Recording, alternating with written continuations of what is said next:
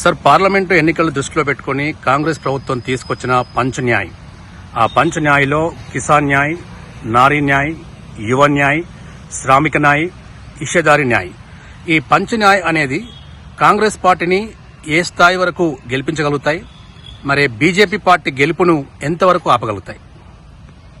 18వ లోక్సభకు జరగబోతున్నటువంటి ఎన్నికలు ఇటు భారతీయ జనతా పార్టీ నాయకత్వంలోని ఎన్డీఏకి, అటు కాంగ్రెస్ నాయకత్వంలోని ఇండియా కూటమికి ప్రతిష్టాత్మకమైనటువంటి ఎన్నికలే. రెండు పార్టీలు కూడా గెలుపుని చాలా ప్రతిష్టాత్మకంగా భావిస్తున్నటువంటి సందర్భంలో ఇప్పటికే దేశవ్యాప్తంగా ఒక అభిప్రాయం ఏర్పడింది. భారతీయ జనతా పార్టీ మూడోసారి హ్యాట్రిక్ విజయం సాధించబోతుంది అనేటటువంటి ఒక అభిప్రాయం ఏర్పడినటువంటి సందర్భంలో కాంగ్రెస్ పార్టీకి గెలుపు జీవన్మరణ సమస్యగా మారినటువంటి నేపథ్యంలో బలమైనటువంటి భారతీయ జనతా పార్టీని, చరిష్మాటిక్ లీడర్ అయినటువంటి మోడీని ఎదుర్కోవటానికి కాంగ్రెస్ పార్టీ దగ్గర ఉన్నటువంటి ఏకైక అస్త్రంగా భావిస్తున్నది మేనిఫెస్టోనే. కాబట్టి కాంగ్రెస్ పార్టీ బలమైనటువంటి మేనిఫెస్టోని తయారు చేసిందనే చెప్పాలి. ఈ కాంగ్రెస్ పార్టీ ప్రతిపాదిస్తున్నటువంటి మేనిఫెస్టోకి న్యాయపత్ర అనేటటువంటి పేరు పెట్టారు. ఈ న్యాయపత్రలో పంచ్ న్యాయ్ 25 గ్యారంటీస్ అనేటటువంటి నినాదాన్ని తీసుకుని వచ్చారు. ఈ పంచ్ న్యాయ్లో కిసాన్ న్యాయ్, శ్రామిక్ న్యాయ్, నారీ న్యాయ్, యువ న్యాయ్, హిస్సేదారి న్యాయ్ అనేటటువంటి 5 న్యాయాలు తీసుకొచ్చారు.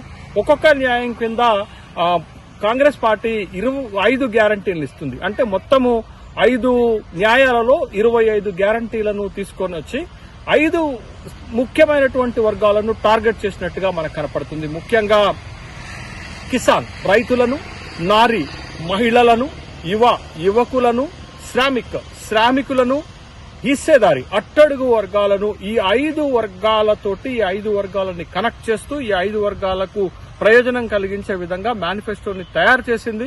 ఈ 5 వర్గాల వరకు కాంగ్రెస్ పార్టీ తన మేనిఫెస్టోని కింది స్థాయిలో గనక తీసుకుపోగలిగితే ఖచ్చితంగా కాంగ్రెస్ పార్టీకి మేనిఫెస్టో ఉపయోగకరంగా ఉంటుంది.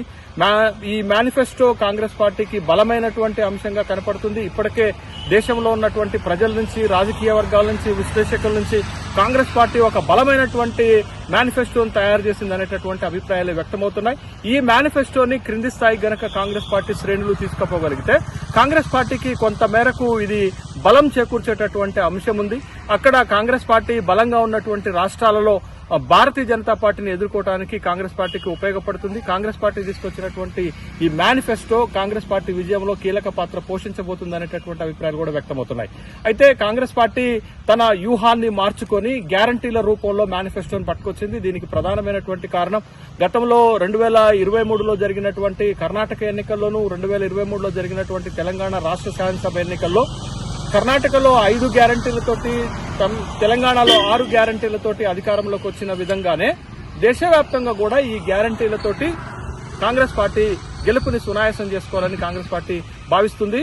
దీనికి కౌంటర్ గా భారతీయ జనతా పార్టీ ఏ విధమైనటువంటి మేనిఫెస్టోను తయారు చేయబోతుందో అనేది వేచి చూడాల్సిందే. ఇప్పటికైతే కాంగ్రెస్ పార్టీ తీసుకొచ్చినటువంటి న్యాయపత్ర, ఈ 5 న్యాయాలు, 25 గ్యారంటీలు కాంగ్రెస్ పార్టీకి మేలు చేకూర్చే విధంగా, కాంగ్రెస్ పార్టీకి ఎన్నికల్లో లబ్ధి చేకూర్చేటట్టు అంశాలుగానే కనపడుతున్నాయి.